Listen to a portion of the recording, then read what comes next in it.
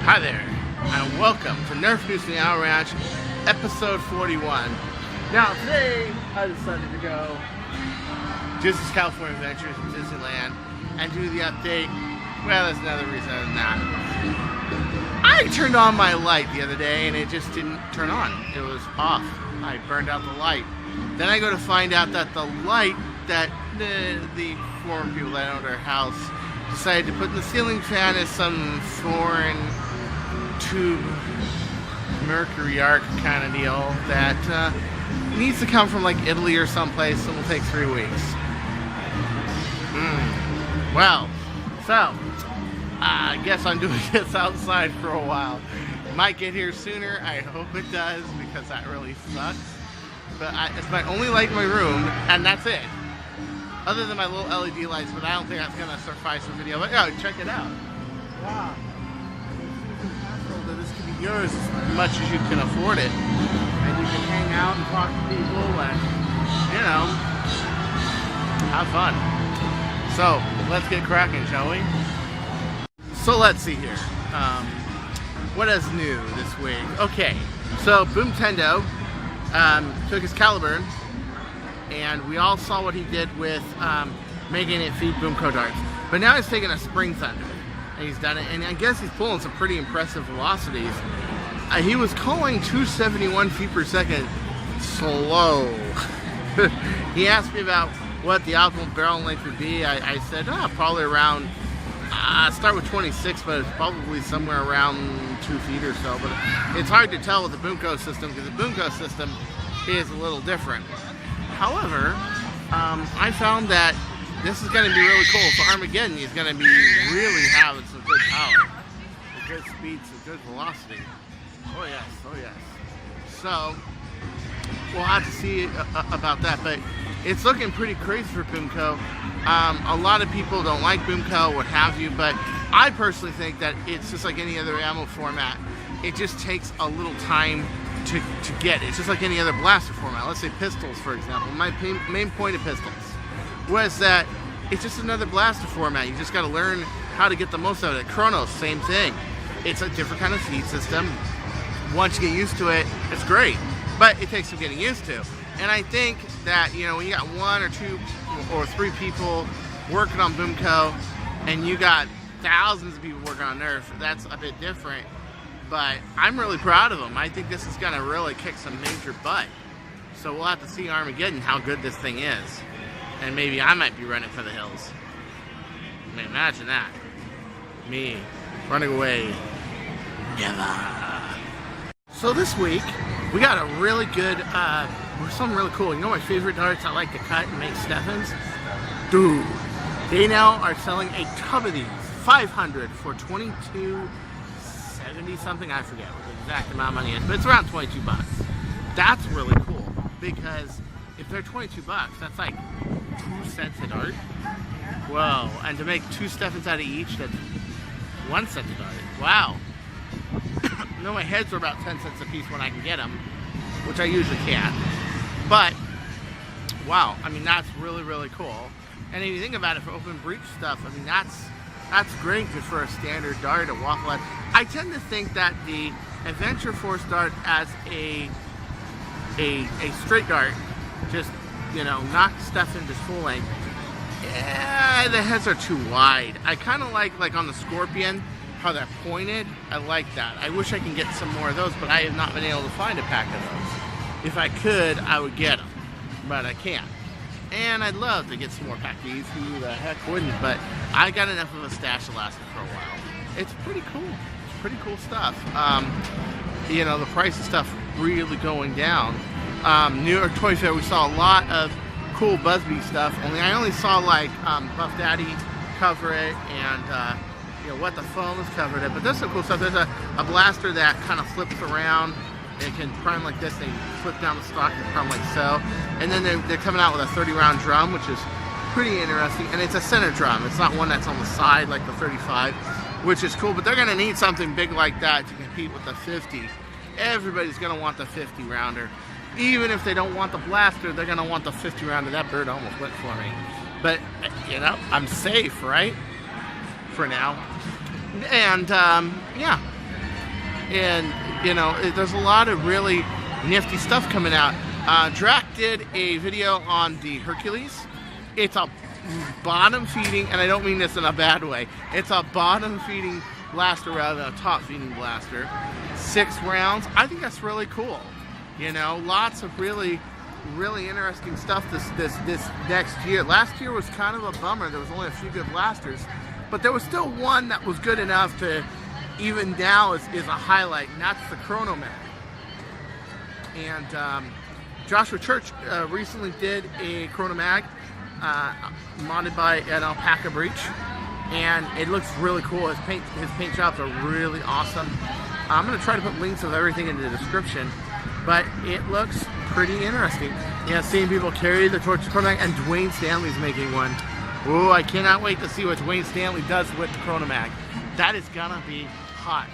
So it's just like the old days where I used to do my videos outside, you know what I mean? Because part of Owl Ranch is kind of showing everybody everything. That's kind of how smoking Nerf Muse started. It was showing people Singapore and cool places to smoke. Well, this is kind of also showing people cool places to hang out.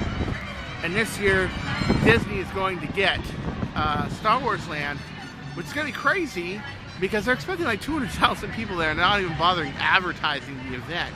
It's just going to happen. Really nuts. So I hadn't been to Disneyland in a while, so I decided, hey, let's just go to Disneyland today. Why not, you know? And also, one more Disney news. World of Color is back. I got a video of World of Color on my channel. Check it out. I got 2 of them. I got one from way back there, and I got the one from Wet Section Yellow, where I'm sitting right here. I'm right here in the video. It's great. It's like that's like the best place to sit. And they say you may get wet, and if the wind's going this way, you will. But it's nothing like in the world. You got to at least do it once. So last week, Mr. Heathpants, he introduced the blaster. We were calling it. He was calling it the Turkey, but he's running out of bird names. You guys got to give him some bird names. So go on like MHP Rehab and Support Group and say, here's some bird names for you. Yay! You know, because he needs some wicked bird names. I mean, when you got a Mauser-looking thing and it looks great, you know, Mauser-looking blasters are great. And he's called the Turkey. Oh no, we're running out of names. We should call it a partridge or something. Hey, a partridge! A partridge! That's cool. But he's been hard at work. He's got another rifle he's been working on. It looks really cool, and he's been finishing up the final touches on that blaster and the rifle. They look really, really cool. And I still think the Pigeon is pretty top-notch. I mean, Falcon, yeah, it's reskinnable, all that stuff, but you know, 10 feet per second off of dual flywheels, twice the battery drain for 10 feet. I don't know. It just doesn't fly for me, especially for a backup blaster. You know what I'm saying? It's kind of, yeah. But no, I like the Pigeon. I like where it is, and he's doing a lot of really good designs, straight feed designs, and also full auto designs for pigeons. Maybe he's going to make a super pigeon. Super pigeon. There was some concern about Nerf Haven not being up. Nerf Haven, of course, being a really good reference for a lot of material and a lot of stuff in the Nick. Not just reference stuff, but I mean ongoing stuff, okay? And just like Reddit has its own crowd, Facebook has its own crowd, well, Nerf Haven has its own crowd, and I kind of was really hoping that it wasn't going to be down or stay down. So it was good news when I heard that it actually is up. Okay, since my core roots are in fact in Southern California Schoon, which is a Nick League, and are in fact before that even in Milsim, you know, modded stock, you know, with basic Nerf and you know, Norwalk Nerf League and Redondo Beach Nerf and Airsoft Alliance. So I'm really happy because this is a place of my roots to see it going. Anything that we can do to keep it up, keep it going, keep it styling. You know, let us know. Let me know in the comments. I'll tell my viewers all about it. You know, I personally don't want to see Nerf Haven go off into the night. And if Nerf Haven goes, definitely not quietly. Because it is a good place to get lots of old school information. Really good. This is just cool. Food and wine festival over at DCA right now. Lots of really cool stuff. All these booths right here where you can get all sorts of food, all sorts of liquor where you can go get trashed. It's really, really cool. Kind of weird doing a Disney video and a Nerf video in one, but why not? It's Owl Ranch. It's a place for uncharted territory. Okay. So anyway, some more news. NWAR announced the weekend of the 21st to the 23rd of June, which is usually the weekend of Armageddon by tradition. And this year, Armageddon is going to be the 20th anniversary of Armageddon. I'm involved in Scoon, and I will tell you, we're really going to make 2.0 really badass, man. We're going to make it great this year.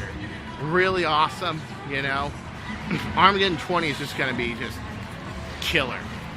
But NWAR, and I guess they're allowing Stephens below 130 feet per second in this year's NWAR, which I think is really cool.